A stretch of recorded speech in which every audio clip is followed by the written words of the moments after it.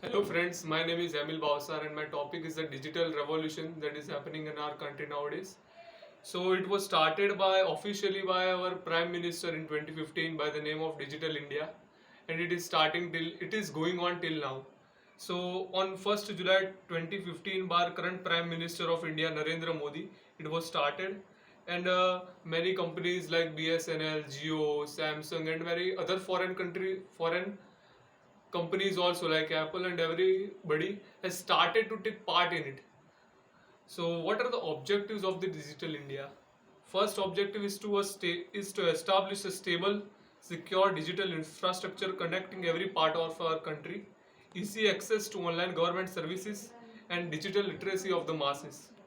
So, what is the digital infrastructure that is going to help this digital revolution? So, if anything has to happen, digital revolution or anything or any revolution, we need a sustainable and very good infrastructure to help this thing move on, because we cannot just do it once and just leave it there. We have to keep going. So, for a digital infrastructure, many of the companies are investing in our country nowadays, like Samsung and every other big companies, like also many of the chip manufacturing companies.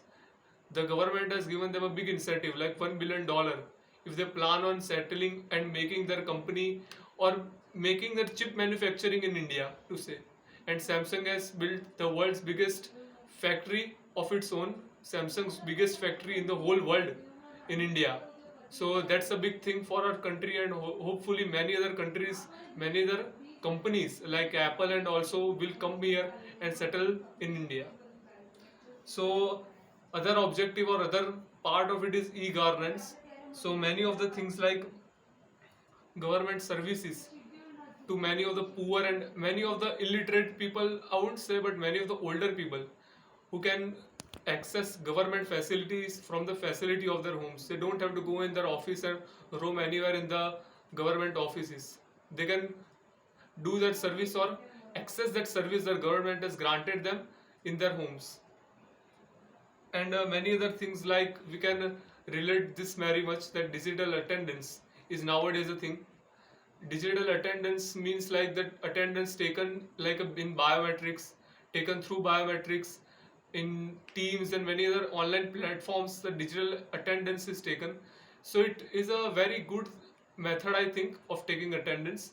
It does a hassle-free and it creates a hassle-free environment, and also the teachers and the students doesn't have to worry much about that attendance or carrying out the attendance process, because it is carried out by the machine itself. So it's very easy, very simple, and the human work is reduced by a lot. Also, the e-hospital is nowadays a thing. It would have been have a concept till the coronavirus pandemic would have been arrived. So digital hospitals and everything are also now a thing. Doctors are giving prescriptions and everything to their patients via online conversation in many of the apps, via many of the apps and everything.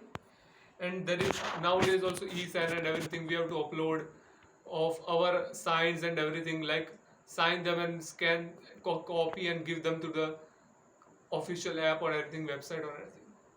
DigiLocker, yes, it's a very important thing. Like M Parivahan app and everything nowadays is a thing. Like we can store our personal information. We don't have to carry our Aadhaar card, our license, or RC book and everything everywhere. We can use DigiLocker things to help and give convenience to our daily life.